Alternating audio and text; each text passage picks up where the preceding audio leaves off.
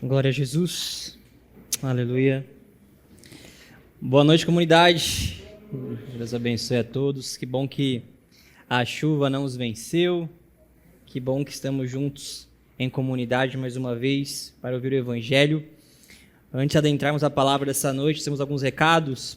Primeiro, relembrar aos irmãos que nós temos uma agenda da igreja. Isso será disponibilizado tanto no Instagram quanto através do nosso painel lá atrás, onde nós iremos demonstrar a agenda da igreja mês após mês. Você também tem acesso a essa agenda de forma anual. O convite, da liderança dessa igreja, do presbitério, é realmente que nós possamos observar a agenda da igreja, as datas importantes, e que, de alguma forma, o nosso calendário próprio possa se moldar a este calendário maior. Nós estamos pensando realmente em um ano onde nós teremos, entre aspas, menos atividades, tendo então uma intenção mais específica em alguns momentos.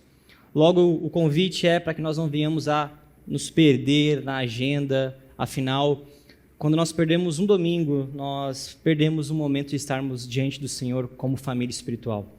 Então, o convite é esse. Então, neste mês de fevereiro, nós teremos algumas coisas e você depois pode acessar, mas dentre elas eu gostaria de ressaltar o nosso café teológico, que de fato nós teremos no dia 7 de fevereiro.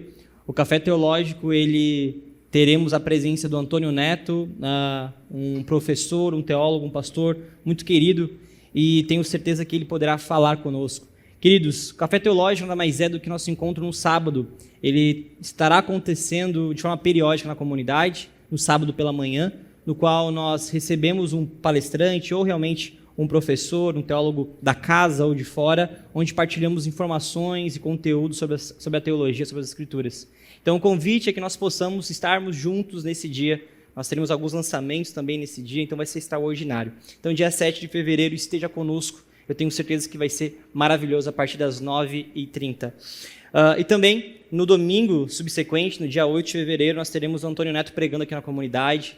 Logo, nós estamos partilhando com você a agenda para que você possa realmente colocar lá no seu calendário para que nós possamos viver isso juntos. Amém? Glória a Jesus. Queridos, hoje nós temos um grande desafio como comunidade, de fato, partilharmos a mensagem que eu intitulei de Coma este livro.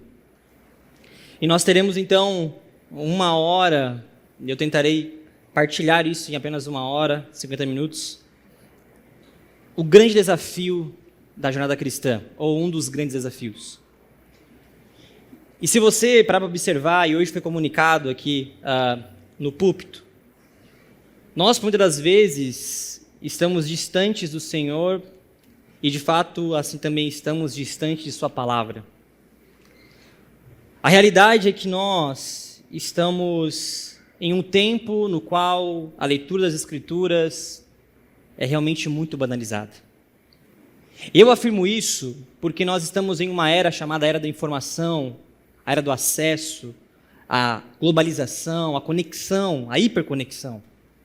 Nós temos em nossas mãos informações que, com um clique, nós temos acesso a uma biblioteca que talvez realmente não caberia em um espaço físico.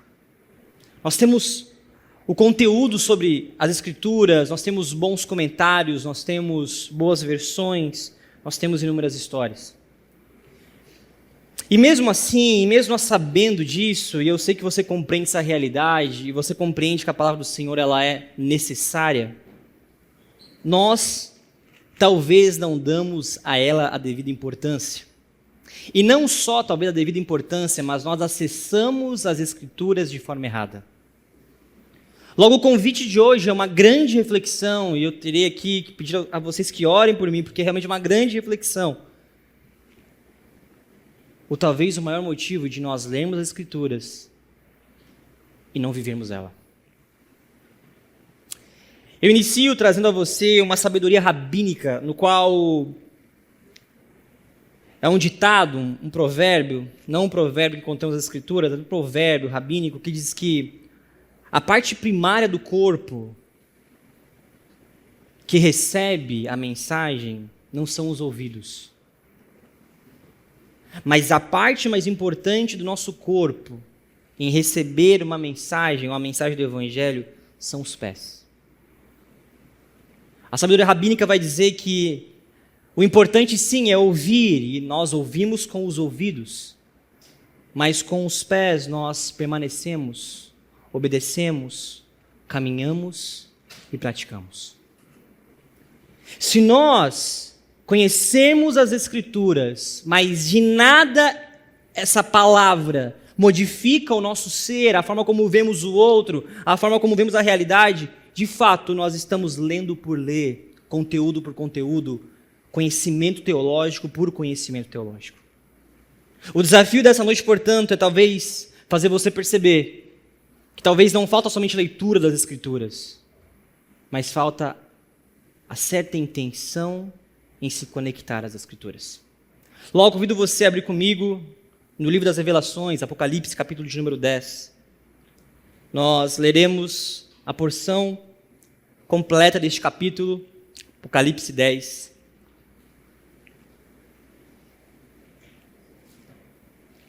No qual o Senhor comunica a João algo muito interessante e profundo.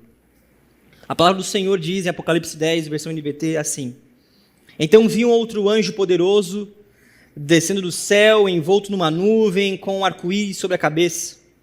Seu rosto brilhava como o sol e os seus pés eram como colunas de fogo. Tinha na mão um livrinho aberto. O anjo pôs o pé direito no mar e o pé esquerdo na terra. Deu um forte grito como um rugido de um leão, e os 7 trovões responderam. No momento em que os 7 trovões falaram, eu estava prestes a escrever. Mas ouvi uma voz do céu que disse: guarde em segredo as coisas que os 7 trovões disseram, e não as escreva. Então o anjo que vi em pé sobre o mar e sobre a terra levantou a mão direita para o céu. Jurou em nome daquele que vive para todo sempre, que criou os céus, a terra, o mar e tudo que nele há. Não haverá mais demora, disse ele. Quando o 7º anjo tocar sua trombeta, o plano que Deus manteve em segredo se cumprirá, conforme ele anunciou aos seus servos, os profetas. A voz do céu falou novamente comigo: vá, pegue o livro aberto da mão do anjo, que está em pé sobre o mar e sobre a terra. Então me aproximei do anjo e pedi o livrinho. Pegue-o e coma-o, disse ele. Ele será amargo em seu estômago, embora tenha um sabor doce como mel em sua boca. Peguei o livrinho da mão do anjo e o comi. Em minha boca era doce como mel, mas quando engoli, tornou-se amargo em meu estômago. Então me foi dito: é necessário que você profetize outra vez a respeito de muitos povos, nações, línguas e reis. Quando você orar comigo mais uma vez, se você pode fechar os seus olhos, abaixar a sua fronte. Senhor, nós somos gratos por essa noite. Obrigado por estarmos em família espiritual. Obrigado por nos conectar, Senhor, não somente a uma placa denominacional, mas nos conectar ao seu corpo nessa terra. Nós oramos nessa noite para que o Senhor possa abrir os nossos corações, nossos ouvidos, que o Senhor possa ministrar aos nossos corações. Usa a minha vida nessa noite, Senhor. Não permita que as minhas limitações impeçam o seu agir, o que o Senhor deseja comunicar ao seu povo. Assim nós oramos e pedimos a Ti, nos conduza mais uma vez. Em Teu nome, Jesus. Amém, amém e amém. Queridos, nós queremos uma espiritualidade que envolva o mundo. Nós queremos uma espiritualidade que toque em nossas crises existenciais. Nós queremos uma relação com Deus que, por muitas das vezes, realmente cure ou, de alguma forma, nos entregue as orações, as petições que temos depositado aos pés do Senhor. Nós queremos essa espiritualidade. Eu creio que todos que estão aqui nessa noite possuem desejos no coração. E talvez já uma rotina de oração no qual o Senhor ouve as petições, a intercessão. Mas a grande realidade é que nós estamos em meio a um tempo no qual todos os nossos desejos, ou até mesmo a nossa prática espiritual, ela é fundamentada somente em um desejo de melhorar quem somos. Toda a espiritualidade desse tempo pós-moderno, infelizmente, trata-se de um desejo de melhorar a versão que somos. E isso é interessante porque nesses dias nós não vamos ficar mais espantados de ouvir psicólogos, terapeutas, as pessoas da área da saúde falando sobre espiritualidade. Afinal, isso se tornou um ponto que se fala, se pensa, se vive. Talvez alguns não creem em um Deus, mas vivem uma realidade no qual os seus hábitos, a sua rotina, os seus desejos, a sua forma de conduzir a sua história, de alguma forma é espiritualidade, são espiritualidade. O problema de tudo isso é que essa espiritualidade que muitas das vezes estamos praticando nos leva até Deus, achando que esse chegar até Deus modificará a nós mesmos simplesmente para que nós venhamos a ser uma versão melhor. Nós não chegamos ou temos uma tendência talvez de chegar até Deus para nos tornarmos alguém melhor dentro da própria comunidade. Queridos, nós muitas vezes não queremos melhorar porque nós queremos ser pessoas amadas e benquistas, simplesmente. Nós não queremos melhorar porque nós queremos ver a comunidade avançando, a sociedade crescendo. Às vezes nós queremos somente melhorar para poder dizer que agora eu sou uma versão melhor. Talvez mais forte, talvez mais magro, talvez mais intelectual, talvez mais versado, talvez mais visualizado.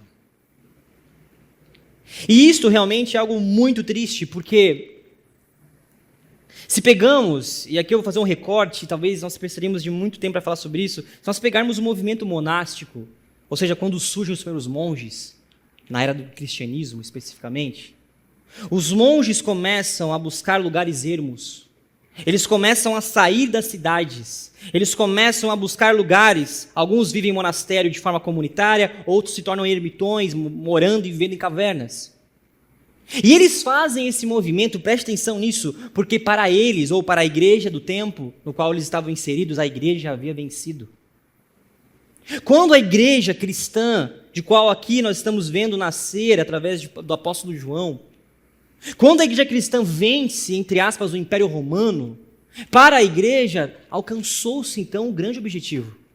Porque o grande inimigo da igreja, se você ler as epístolas paulinas, se você ler Atos, se você ler o Evangelho, um dos grandes inimigos do Evangelho, sim, nós temos o contexto judaico, mas em suma, o Império Romano queria matar e matou todos os cristãos, ou tentou matar todos os cristãos.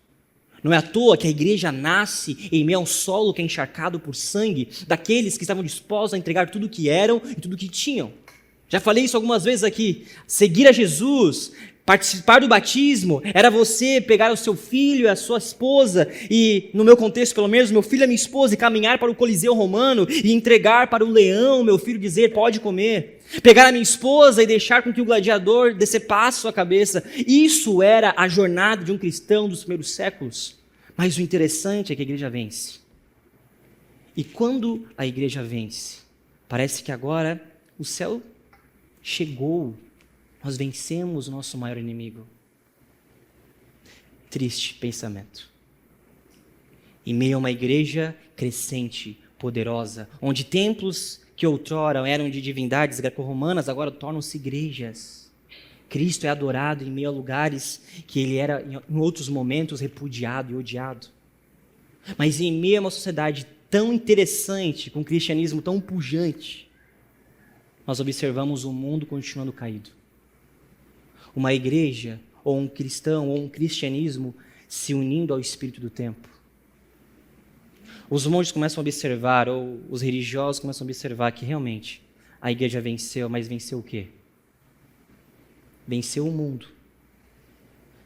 Cristo já falou em outro momento que ele venceu o mundo. A igreja achou que naquele instante havia vencido também. Homens então religiosos, devotos, começam a sair das grandes cidades, dos grandes centros, buscando viver uma contracultura. Buscando viver de uma forma que o mundo achasse loucura. Porque o mundo cristão não era o mundo das Escrituras. Graças a esse movimento, nós estamos aqui hoje. Se não fosse um monge chamado Lutero, um agostiniano, nós não estaríamos aqui. Eu falo tudo isso porque estes homens, eles de alguma forma nos motivam a entender que a espiritualidade deve influenciar a cultura, a sociedade, sim, mas primeiro influencia quem somos e como vivemos. Pregar a mensagem que não vivemos ou que não tentamos viver não faz o menor sentido. No contexto em que lemos, nós vamos observar, e preste atenção nisso, capítulo 10 de Apocalipse. Existem várias nuances aqui, eu vou deixar isso para um outro momento. A ideia do sermão dessa noite não é ser escatológico, ou falar sobre o fim dos tempos, os 7 trovões, não é isso. As trombetas, não é isso. O que eu quero que você entenda é que este anjo, ele está em suas mãos a palavra, um pergaminho, um livro. E este livro é a revelação de Deus.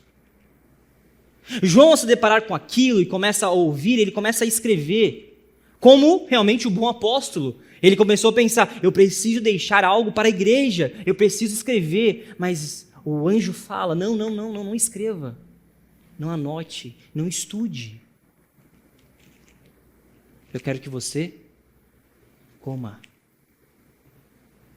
Nós vemos João, nessa experiência transcendental, tendo uma relação com a revelação de Deus, não somente através da seu intelecto, mas tendo uma relação com a palavra, com a revelação, de metabolizar ela. João come a palavra. E como o anjo havia falado, na boca era doce, mas enquanto tornou-se amargo, enquanto chegava em seu estômago. João, ele usa, ou ele é levado a usar a palavra de uma forma talvez diferente. Só que o interessante, queridos, é que João não é o primeiro a comer um pergaminho. João não é o primeiro nas escrituras a pegar a Bíblia, sendo de a Bíblia nesse sentido, e colocar em um sanduíche de mortadela e morder. Nós temos nas escrituras outros, como Ezequiel 2, como Jeremias 15. O Senhor, ele levanta profetas para comerem a palavra, porque de fato de nada adianta proferirmos algo que não vivemos ou que não tentamos viver. Se pegamos Jeremias, se pegarmos realmente Ezequiel, nós vamos observar homens que viveram a mensagem que carregavam. João, como talvez uma continuidade desses feitos divinos, ele é levado novamente a comer o pergaminho, comer a revelação. Se nós não tratarmos as Escrituras como uma refeição nutritiva para quem somos, para a sociedade, para a nossa relação com Deus, se nós não tratarmos a nossa relação com a palavra dessa forma, nós estaremos fadados a morrer de fome. E morrer de fome, neste contexto dessa noite, é de fato uma ilustração de uma vida que não tem valor algum perante as ordens do próprio Deus. Por isso, talvez você sabe muitas passagens bíblicas, isso é maravilhoso. Talvez você lembra de Davi, você lembra de Salomão, como foi falado hoje, você lembra de vários momentos de Abraão, você lembra de Moisés, você lembra de Noé, você lembra de várias coisas, isso é interessante demais. Mas o ponto crucial é que nós sabemos partes da revelação que Deus nos deu. Queridos, se nós só sabemos partes, nós estamos dizendo que a revelação do Senhor, em parte, é relevante e em parte talvez não seja. É por isso que quando falamos sobre leitura, é por isso que quando falamos sobre viver a palavra, buscar o devocional, a espiritualidade, a oração, nós estamos falando realmente de alguém que entendeu que a Bíblia não é somente um livro, mas que a Bíblia é a revelação de quem Deus é. Por isso, nessa noite, o objetivo é nós trabalharmos 3 pontos. O primeiro ponto é entender as Escrituras como texto. O segundo é entender a Escritura como forma. E o terceiro é entender a Escritura como vida. E de alguma forma, eu espero que você consiga e você não perca a atenção daquilo que eu estou comunicando a vocês. Bom, primeiro ponto é entender a Bíblia como texto. A Bíblia é revelação e não somente informação. Se entendemos que a Bíblia não tem somente dados, mas ela tem a revelação de quem Deus é Deus se mostrando a nós, é Deus se mostrando a uma pessoalidade, nós então entendemos que a Bíblia não só contém a palavra de Deus, mas ela é a palavra de Deus. E se ela é a palavra de Deus, e se nós queremos conhecer esse Deus, nós precisamos comê-la. Um ponto crucial nesse sentido é que nós talvez sabemos dessa necessidade, ou quem sabe você pratica o que eu estou falando. Queridos, quem sabe você tem um bom devocional. Não vou denegrir nenhum devocional. Você sabe, tem devocionais ruins, mas eu não vou denegrir nenhum. Quem sabe você faz devocional. Quem sabe você acorda pela manhã. Né? Quem sabe você é uma pessoa mais disciplinada, acorda, aí você faz o café. Aí você, talvez não come nada, você faz um jejum. Né? Porque agora o jejum entrou na realidade desse tempo. Jejum intermitente. Né? E aí tem cristão dizendo que está jejuando, aplicando o jejum intermitente para emagrecer. Querido, não vale. Isso aí não tem validade nas Escrituras. Mas você acorda, você faz o seu café, você abre a janela para receber a luz do sol. Em Joinville é meio difícil, mas você abre a janela para receber a luz do sol e você então começa a ler as Escrituras. Só que o interessante é que você lê as Escrituras e enquanto o seu dia começa, você vai para o trabalho, você senta à mesa com a sua esposa, ou quando a criança começa já a chorar, quando você observa o chefe sendo um pouquinho mais duro, quando você observa algum plano dando certo, parece que tudo aquilo que você leu, de nada tem mais efeito. Você volta a ser o pecador de sempre. Você volta a ser aquilo que de tanto busca não se desenvolver, mas se desenvolve. Você volta a ser o velho homem. Irmãos, talvez você está fazendo isso há anos. Quem sabe você é convertido há anos e você tem a prática da disciplina espiritual. Mas de nada tem gerado efeito. E pasmem, você acha que está tudo bem continuar. Eugene Peterson vai dizer que nós continuamos em um modelo de vida que não faz sentido algum pelas Escrituras, porque nós substituímos a Trindade, ou nós substituímos a soberania de Deus para o que chamamos de soberania do eu. Não é sobre o que Deus deseja, não é sobre o que Deus me pede, na verdade não é sobre o que Deus ordena, mas sobre aquilo que cabe a mim, ou que encaixa dentro daquilo que eu penso de vida. A soberania do eu pode parecer algo muito superficial, mas a realidade é que está dizendo que Deus não é soberano sobre nós. É como se Deus tivesse o controle de todo o universo, mas sobre as suas escolhas ele não tivesse. A soberania do eu está substituindo o Deus Trino, o Deus poderoso, por nós. E queridos, isso está gerando, de fato, leitores das Escrituras, ou uma igreja que lê as Escrituras de forma errada. E aqui eu vou dar 3 exemplos de grupos de leitores das Escrituras que estão lendo para si e não para Deus. O primeiro grupo que eu chamo nessa noite é sobre aqueles que são curiosos e que observam as Escrituras somente como um desafio intelectual. Querido, se você é curioso, se você deseja estudar as Escrituras, é um campo perfeito para isso. Existe muito contexto, existe muito espaço para você estudar, ler, entender e absorver muita coisa. Só que as Escrituras não são um lugar somente para você coletar dados. As Escrituras não são um lugar para você simplesmente matar a sua curiosidade ou poder explicar algo que talvez hoje ou ontem você não sabia. Ou quem sabe você não é só um curioso, mas presta atenção nisso, você se encaixa dentro do grupo que lê as Escrituras, talvez com uma postura um pouco mais pragmática, aqueles que querem ler as Escrituras para ser um pai melhor, uma mãe melhor, um cidadão melhor. Quem sabe você vai para as Escrituras porque você sabe que aqui tem bons conselhos. Então você acessa porque você sabe, ok, eu preciso ser uma pessoa melhor, eu preciso ser um profissional melhor, eu preciso ser um filho, um pai melhor, então eu vou para as Escrituras para isso. Pastor, mas isso não é bom? É claro que é. Mas não é só isso. Ou talvez, e no último grupo que hoje eu cito nessa noite, é aquele que vai para as Escrituras buscando inspiração, buscando consolo. E de fato, irmãos, quantas vezes nós fazemos isso?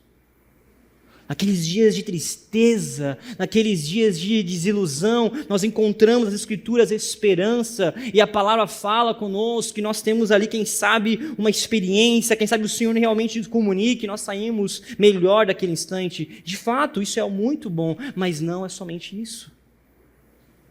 Não é à toa, queridos, que nesses dias nós vemos homens que não conhecem e não amam o Senhor ensinando sobre provérbios, sobre as Escrituras, gerando engajamento na sociedade, utilizando as Escrituras, porque sabemos que aqui tem coisa boa, mas aqui não é somente um lugar onde nós encontramos tesouros, aqui é o lugar onde nós encontramos o dono do tesouro. C.S. Lewis vai dizer, portanto, que existem somente dois tipos de leitor, ou dois tipos de leitura. A leitura no qual usamos o livro para o nosso próprio propósito, e a leitura no qual nós recebemos os propósitos do próprio livro. O que C.S. Lewis está dizendo? Está dizendo o seguinte: se eu vou para as Escrituras simplesmente porque eu tenho um desejo meu, se eu vou para as Escrituras querendo ser uma pessoa melhor, um pai melhor, um melhor intelectual, um melhor teólogo, um melhor dono de empresa, se eu vou para as Escrituras com estes propósitos, eu estou indo errado.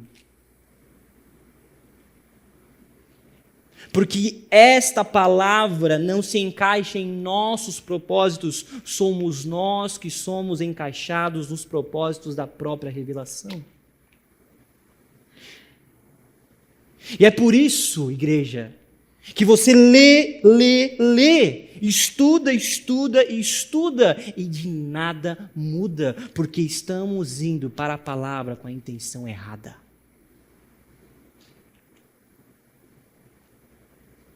Paulo, em 1 Tessalonicenses capítulo 2, eu não quero que você abra agora,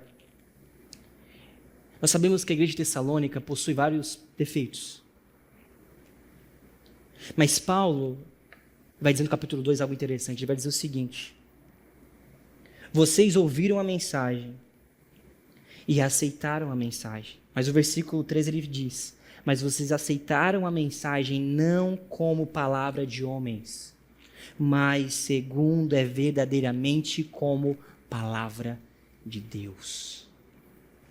Paulo elogia uma comunidade de fé que está observando o que ouve, guardando o que ouve, não para os seus próprios propósitos, não para somente conteúdo, não somente informação, mas está ouvindo a palavra, ruminando, comendo a palavra, porque sabe que a palavra é o próprio Deus falando.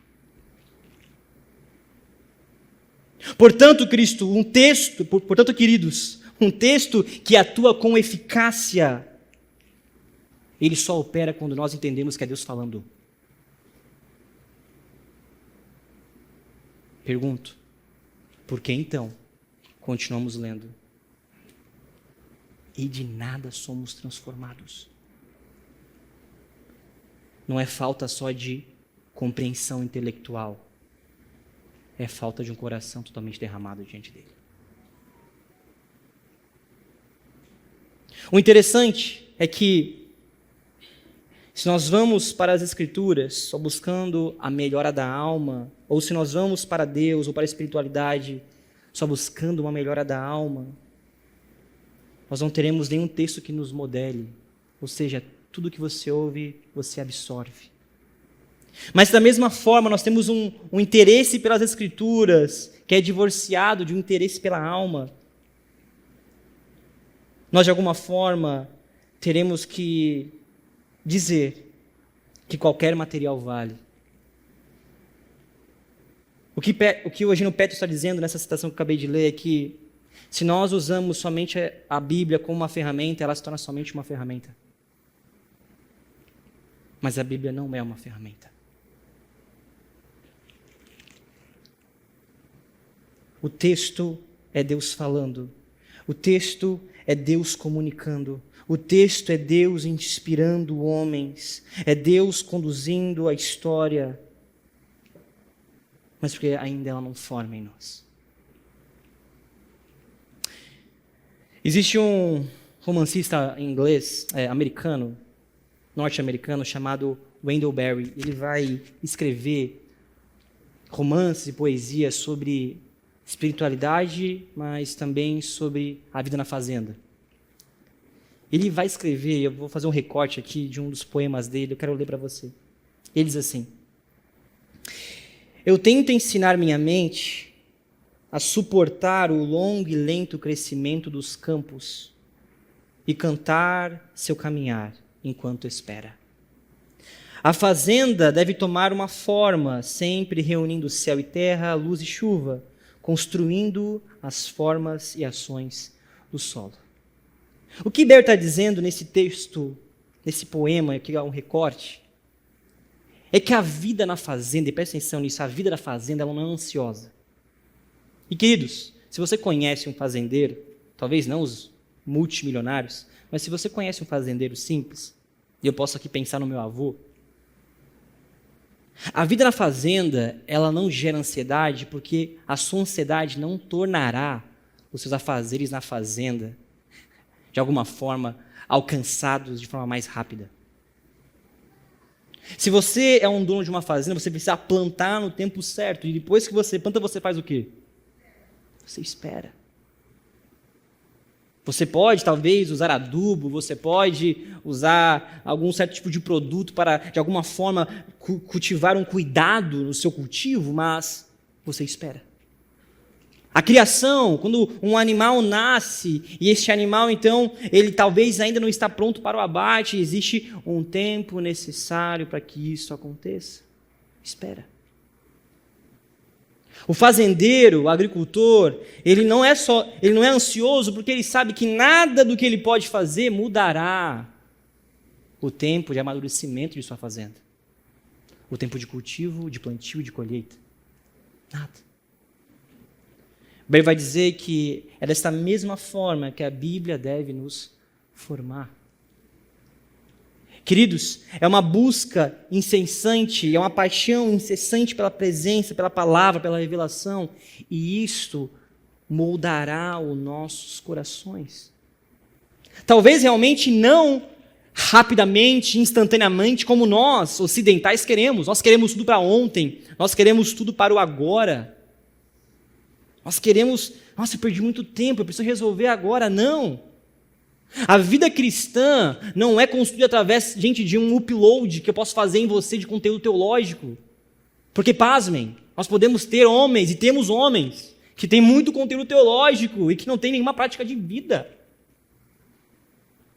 Muitos que eu conheci, eu tive a grande tristeza de me deparar com um homem com uma mente brilhante, mas com um coração caído. Mas a nossa jornada precisa ser uma jornada de formação. Essa palavra que é revelação, ela é um texto que fala e que forma e que modifica. Nós não somos mais como éramos há um ano atrás. Se você continua sendo o mesmo, há algo errado em sua formação espiritual. Pastor, mas eu tenho pecados, todos temos, queridos. Ninguém é retirado deste mundo ainda.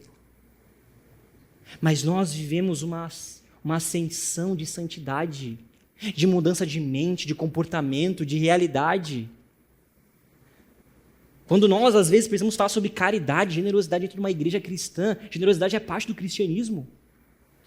Uau, que isso? Quando temos que falar sobre perdão, gente, nós estamos entendendo como nós estamos querendo ainda um alimento muito, mas muito líquido. Nós queremos papinha. Nós não queremos alimento sólido, e nós não queremos porque nós sabemos que recebendo esse alimento sólido vai engasgar, vai dar algo ruim, pode trazer uma arritmia, pode trazer falta de ar, vai fazer mal a você, porque você ainda não amadureceu. O erro moderno, portanto, eu diria a espiritualidade contemporânea, é esse desejo obcecado por uma técnica e por uma aplicação. Queridos, muitas das vezes as pessoas chegam até o gabinete pastoral querendo a solução do problema. Não, pastor, mas como eu posso fazer isso? Pastor, como eu posso vencer essa realidade? Irmãos, isso não é somente no cristianismo. A espiritualidade pós-moderna, contemporânea a nós, fala sobre isso. Nós queremos isso. E é isso que vende na internet, é isso que vende no mundo. Se você tem a solução do problema, você vai ganhar dinheiro. E as pessoas, elas querem uma solução, um caminho. Por favor, me diz o caminho. Por favor, me escreve aqui, vamos fazer aqui um mapa mental. Vamos aqui desenvolver uma nova teoria, um novo teorema. Vamos aqui desenvolver um caminho das pedras. Mas a grande realidade é que a vida cristã não é feita dessa forma. É uma formação continuada, onde dia após dia negamos quem somos. Onde dia após dia essa revelação, ela atravessa, ela não só entra na mente, mas ela é ruminada, ela se torna parte do nosso metabolismo, ela se torna parte de quem somos. Se alguém aqui da área da nutrição sabe, pode falar sobre isso, que nós somos aquilo que nós comemos, alimentamos. Querido, olhe para o cristianismo deste tempo, o que eles estão comendo para ser esse tipo de cristianismo, o que nós estamos comendo para sermos esse tipo de cristianismo. Nós queremos uma técnica, nós queremos uma ferramenta, nós queremos algo que de alguma forma traga a realidade. Só que quando nós vamos para as Escrituras querendo um método ou um modelo, simplesmente, nós estamos fazendo ou nós estamos cometendo o pecado de sacrilégio. Sacrilégio é você profanar algo que é santo. As Escrituras são diversas narrativas e cada narrativa forma quem devemos ser. Não existe um capítulo ou um versículo que deve ser retirado dessa jornada.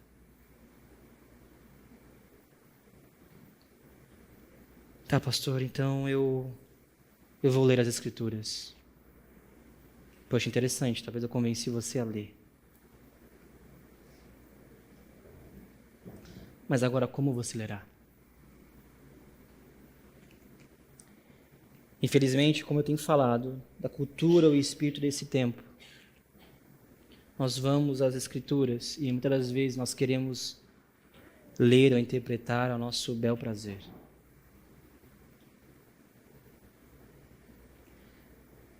Não sei se na casa de vocês tinha, na minha não tinha, pela graça de Deus, aquelas caixinhas com provérbios, ou parte de salmos. Tinha a casinha de vocês? Devia ter, né? Queridos, como era a prática de pegar essas verdades? Eu lembro, pequeno, visitando o irmão, que eu fiquei agoniado de observar que a bênção que ele recebeu foi marca minha. Porque ele tirou o papelzinho, que eu não lembro qual era o versículo, que trazia para ele muito mais alegria do que o meu. É engraçado, é bobo, mas é isso que fazemos com a palavra. Quando vamos para ela com o nosso bel prazer, e isso é triste, mas eu ouvi já pessoas falando, a minha Bíblia não tem rodapé. Queridos, a minha também não tem, porque eu vou pregar aqui. Não tem rodapé. Mas a resposta do irmão foi, a minha Bíblia não tem rodapé, porque quem revela para mim é o próprio Espírito.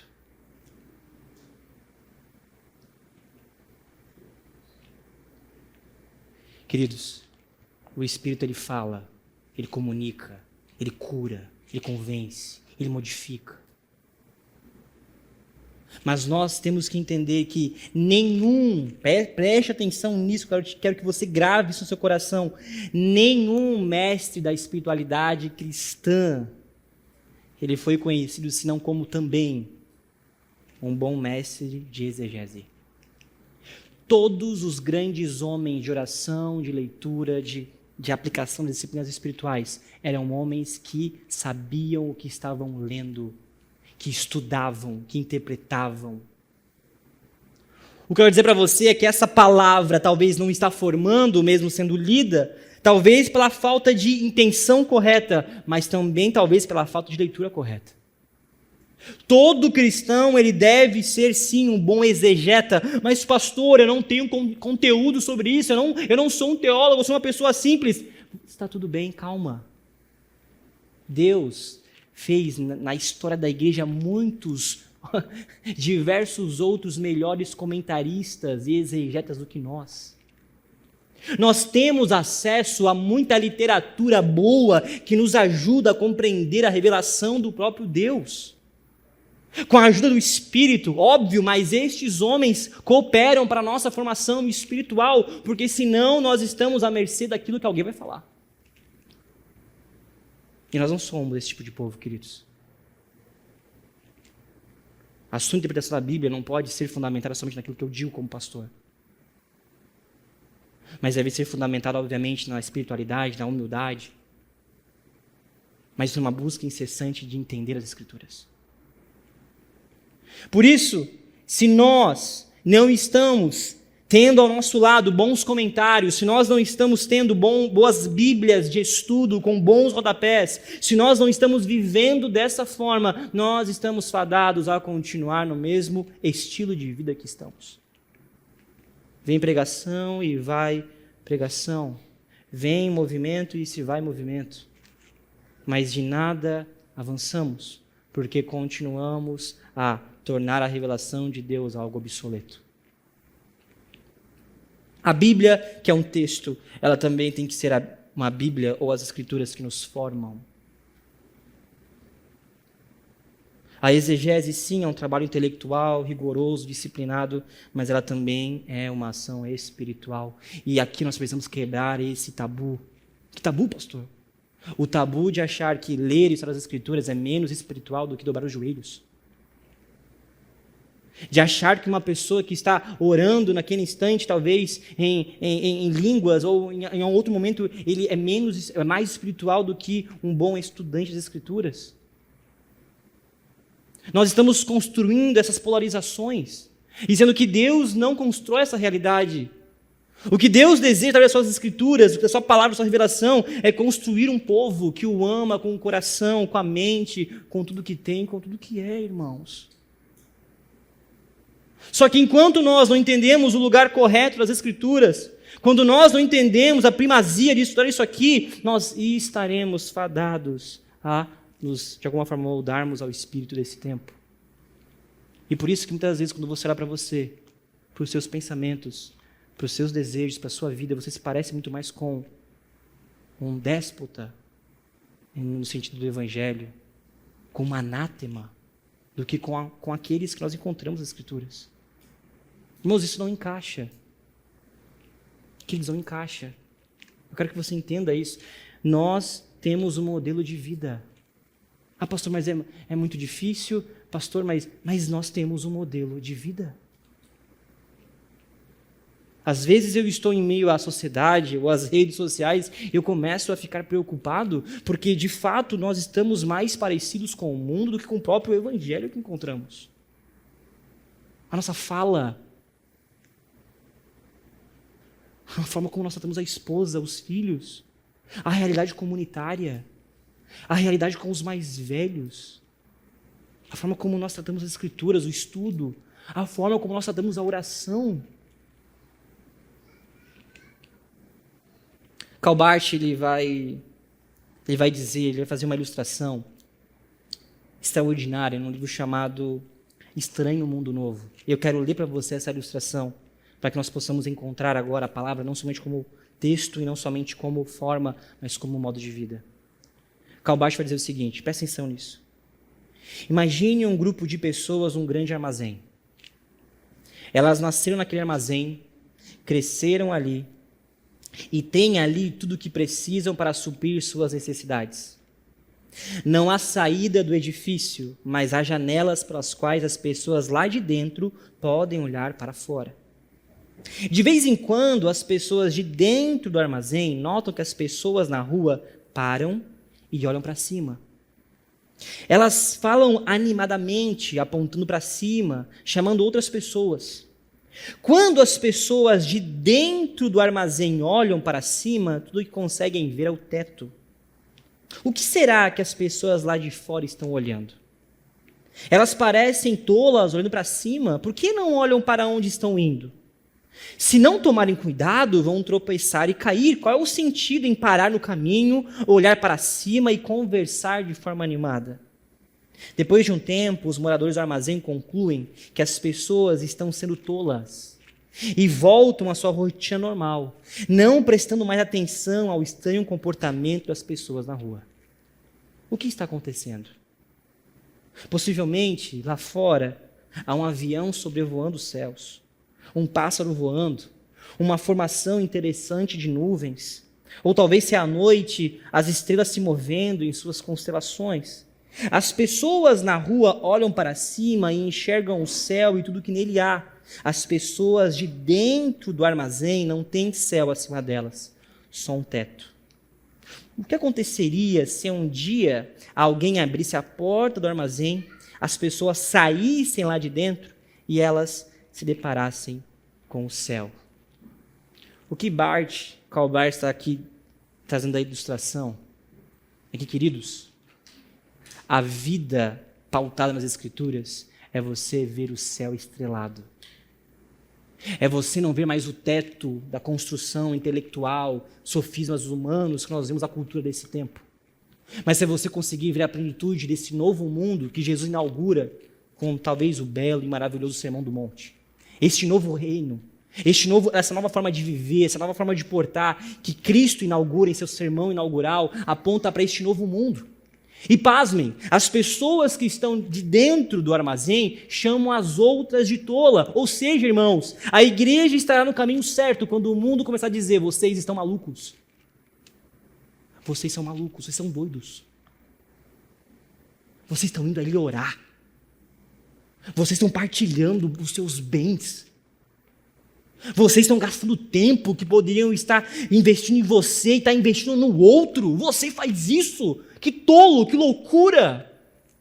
Porque o mundo continua vendo somente o teto do galpão, do armazém.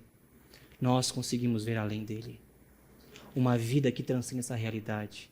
Uma vida que transcende as dores e uma vida que transcende até mesmo as alegrias desse tempo. Queridos,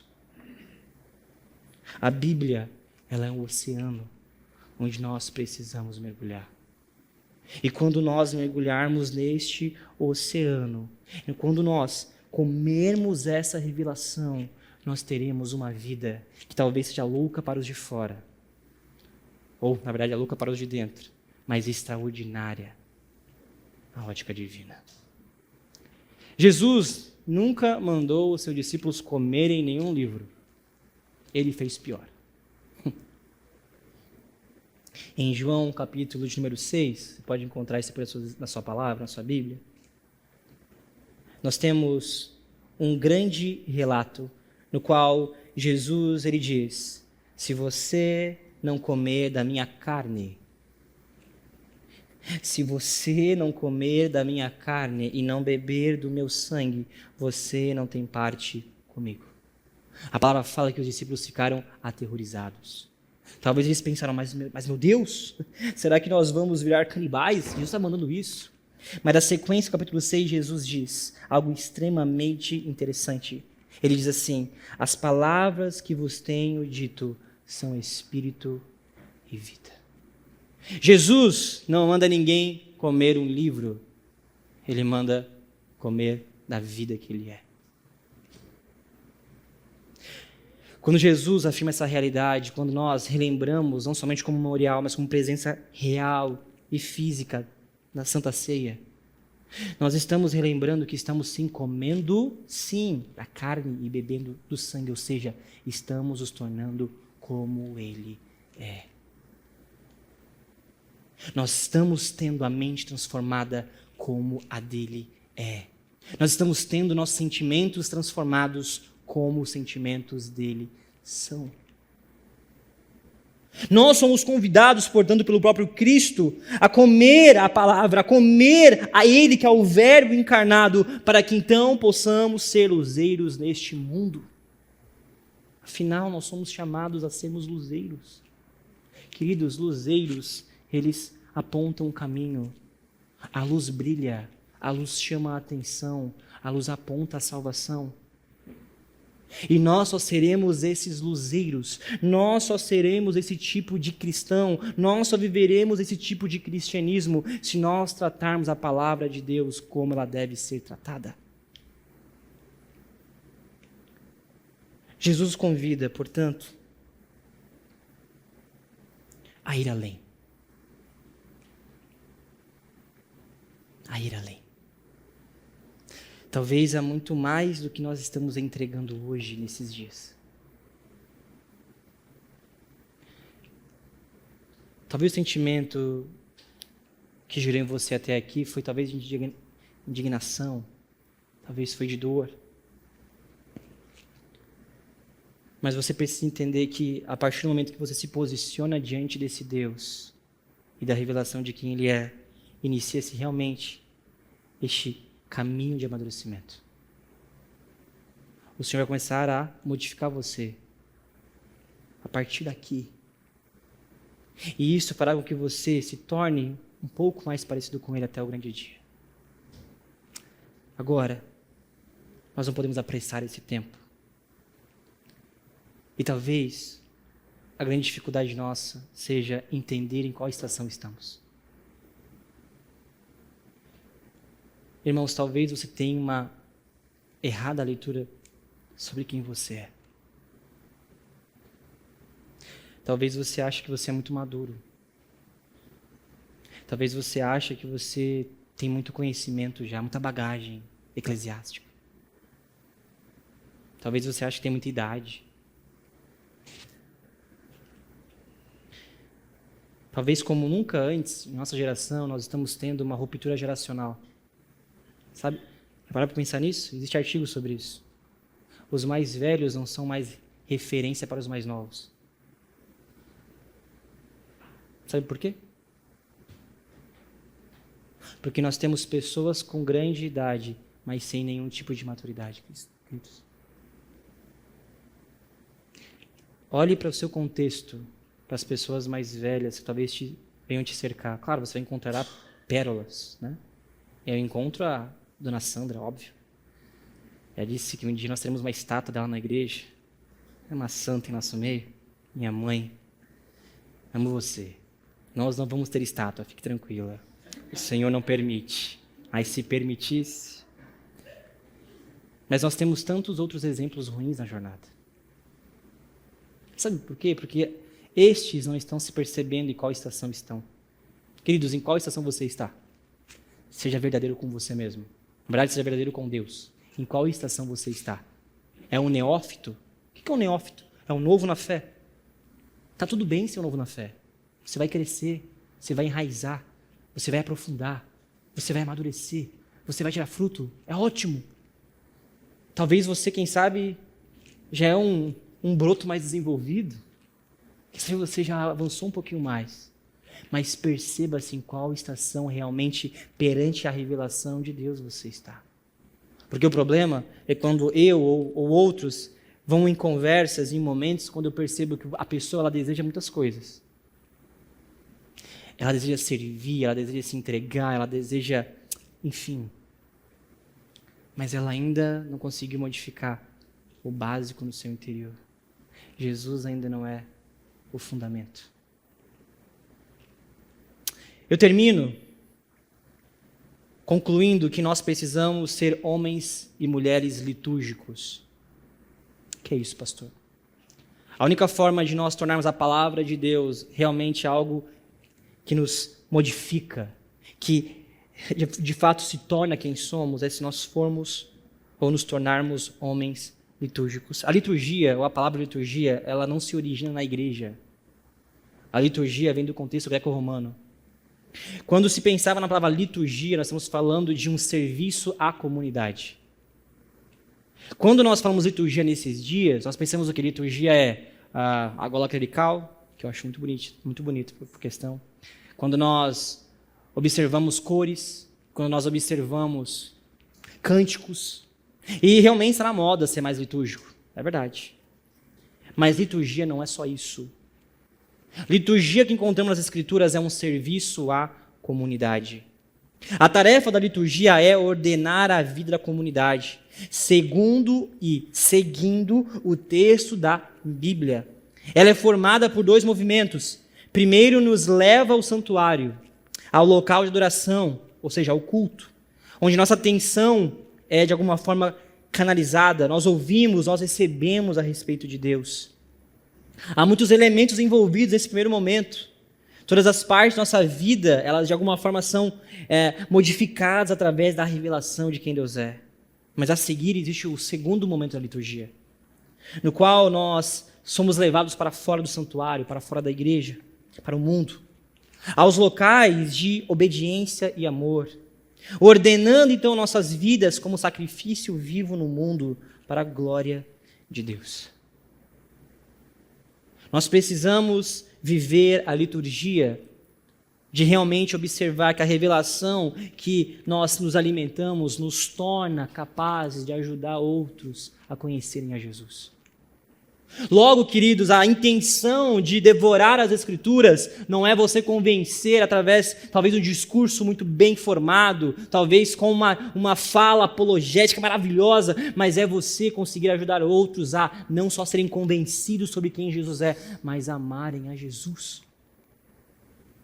Na internet nós temos hoje diversos debates, e eu gosto de ver os debates. Mas o debate é só um convencimento intelectual, não um convencimento de coração.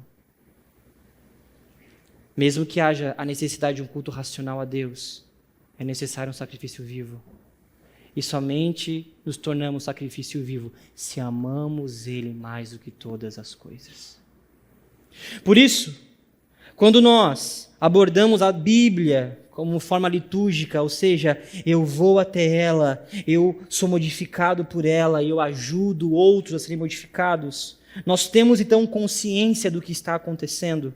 Nós temos consciência de que devemos viver em comunidade, trabalhando para Deus, respondendo às Sagradas Escrituras. A comunidade santa, ela é formada através da palavra que é proferida em meio ao povo santo. Nós então, em meio ao povo santo, observamos as Escrituras. Em meio ao povo santo, nós tomamos a realidade da revelação. Em meio ao povo santo, nós seguimos a Jesus. E eu repito o que eu tenho falado, talvez, nos últimos meses: salvação não é individual. Salvação é coletiva. Deus vem buscar um povo. Ele não vem buscar você, Ele vem buscar um povo. Se você não é parte do povo, Ele não buscará você. Dói ouvir isso, chocante ouvir isso, mas é na vida comunitária que a palavra nos fere. É na vida comunitária que nós proferimos algo que precisa ferir o outro. É na vida comunitária que somos levados à maior santidade. Irmãos, é impossível seguir a Jesus sozinho. Porque nós, ao nos depararmos com a revelação, conhecemos um Jesus. Conhecemos um Jesus que abre mão de quem era por aqueles que não mereciam. Nós vemos um Jesus que se entrega na cruz do Calvário por nós que não merecíamos. Logo, se eu leio para ser a melhor versão de quem eu quero de alguma forma me tornar, e não para que eu possa ajudar o outro, eu estou lendo errado. As Escrituras de nada têm efeito em minha vida. Posso ser o melhor marido, posso ser o melhor pai, posso ser melhor, enfim, mas não sou o melhor cristão. O convite nessa noite é nós repetirmos o que encontramos em Salmo 119, verso 32.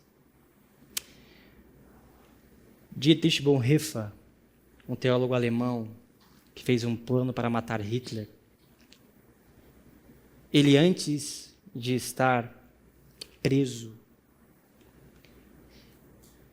ele afirma que Salmo 19 era muito enfadonho, muito grande. Mas após, ou no ato de estar no campo de concentração, ele vai dizer que o Salmo 119 se tornou um guia para a sua jornada de conhecer o Senhor. Eu termino lendo Salmo 119. Se você quiser abrir, eu convido você a abrir. Nós vamos ler somente um versículo.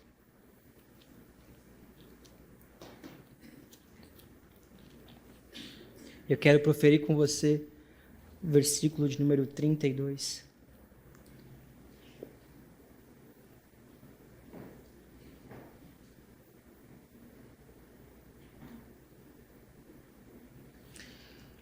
O salmista, ele diz assim: Existem várias belezas nesse salmo, mas o salmista diz assim: buscarei teus mandamentos, pois tu aumentas meu entendimento.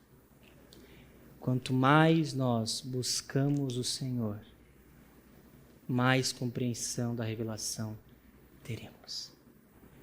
Eu tenho certeza que você quer conhecer mais Deus. Eu tenho certeza que você deseja fazer com que Ele seja ainda mais conhecido. Por isso nós precisamos buscar Ele. 2026 seja um ano de muita leitura. 2026 seja um ano de muita oração. Que 2026 seja um ano de muita solitude. Que 2026 seja um ano de muita rendição diante de Deus. Que este ano seja talvez o ano em que você vai mais ler as Escrituras até aqui. Que seja o ano em que você vai mais orar até aqui.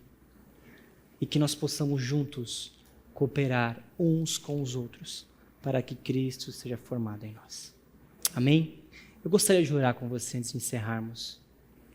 Quem sabe você está em crise nessa noite. Quem sabe você sabe que precisa ser feito, mas não tem força para fazê-lo. Eu quero dizer que nós temos um Deus que nos auxilia, um Espírito que nos convence e nos capacita. Fique de pé comigo nessa noite.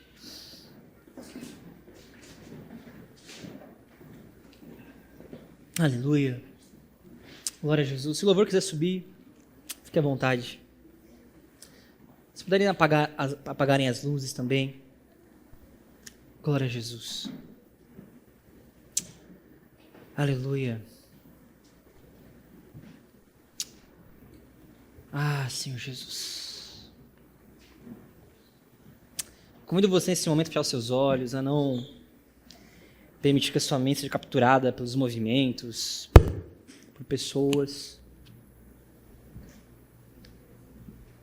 Creio ser um momento propício para que haja rendição.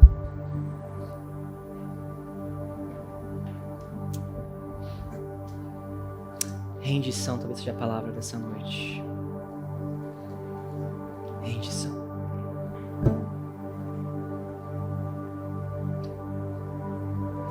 Espírito Santo, conduza-nos nesse momento a uma oração genuína.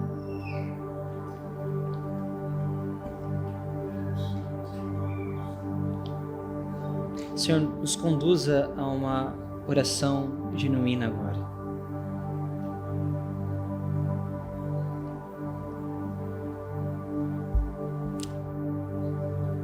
Espírito Santo, convença-nos em qual estação estamos em nossas vidas, em nossa jornada cristã.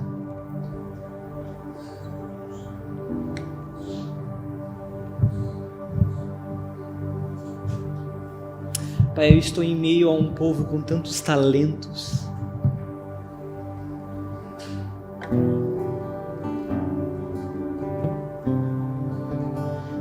O Senhor me agraciou a pastorear um povo muito talentoso, Senhor. Pai, nessa comunidade nós temos pessoas extraordinárias em diferentes áreas. Nós temos excelentes músicos, nós temos excelentes pastores, nós temos excelentes professores, nós temos excelentes empresários. Pai, nós temos excelentes pais, mães. Pai, nós temos pessoas aqui repletas de dons e capacidades. E nós nessa noite agradecemos por todos os dons que o Senhor nos deu. Obrigado, Senhor, por nos formar como comunidade de fé. Nós somos honrados de poder caminhar uns com os outros. Obrigado, Jesus. Afinal, esses 5 anos que nós comemoramos foram fundamentados em muitos homens e mulheres dedicados e dedicadas. Muitos dons que foram aprimorados e usados para o seu reino. Muitos corações totalmente rendidos a Ti, Senhor. Nós te damos graças por cada um. Porque cada um coopera para a formação desse grande mosaico. Este mosaico que, ao final, revela a Tua doce face. Ah, Senhor. Mas mesmo estando em meio a tantos dons, Pai, humildemente clamamos a Ti, nos convença de qual estação estamos. Pai, não nos permita nos acharmos ou nos enxergarmos de uma maneira que ainda talvez não somos. Pai, nos convença do quão talvez distantes daquilo que o Senhor um dia prometeu estamos. Senhor, e que este convencimento não venha gerar desespero, mas que este convencimento gere em nós esperança. Esperança em um Deus que não desiste de nós. Esperança de um bom pastor que resgata a ovelha perdida. Esperança de um Senhor que perdoa. Convido você nesse instante, irmãos, a fazer uma oração de rendição. Se você quiser se ajoelhar, se ajoelhe. A oração de rendição nada mais é do que dizer: Senhor,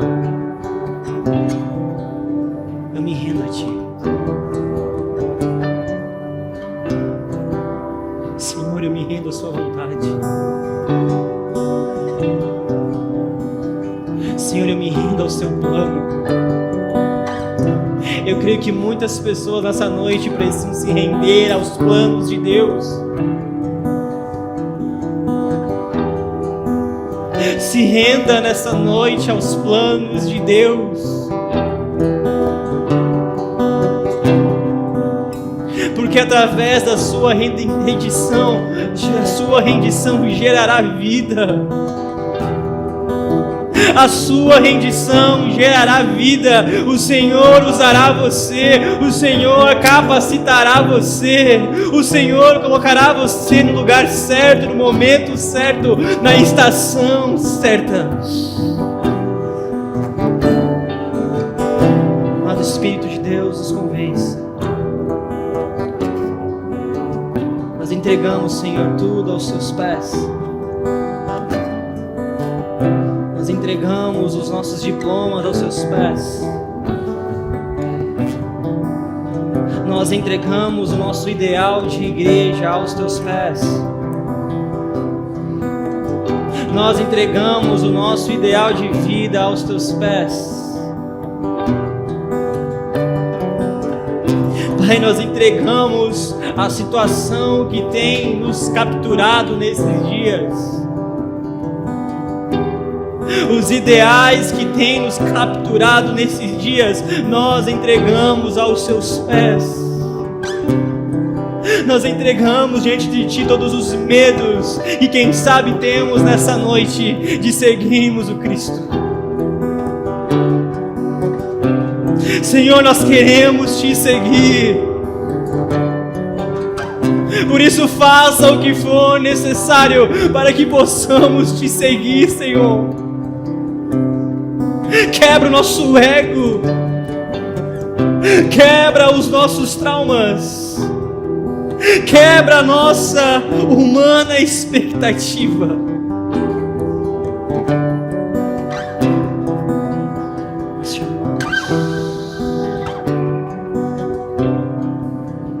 Nós te amamos. Você me chama pra cá.